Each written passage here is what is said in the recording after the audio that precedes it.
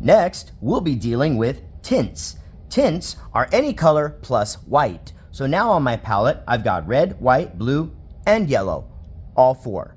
I only need white for this next ring. Black is not included. Black was for the shades. Now we're doing tints using white.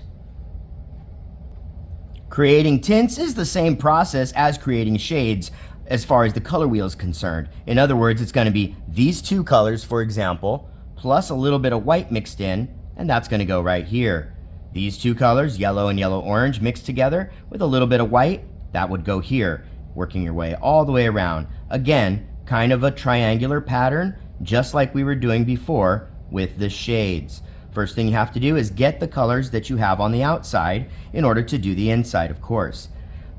I'm going to start with the violet section right there. So the first thing I'll have to do is mix up my violet, then I'll be using blue and red, red violet, and blue violet to create some new and beautiful tints. Tints are kind of pastel-y colors. All right, so I've got my blue violet, and my red violet ready to go. The first combo I'll do will be violet and red violet together, plus a little bit of white. That pretty color is going to go right here.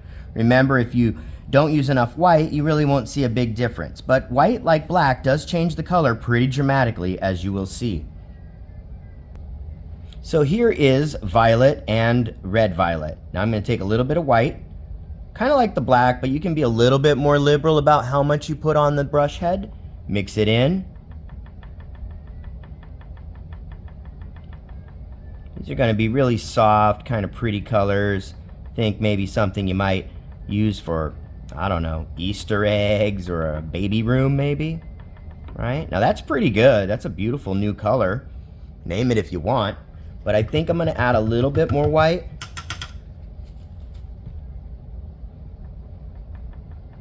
There we go.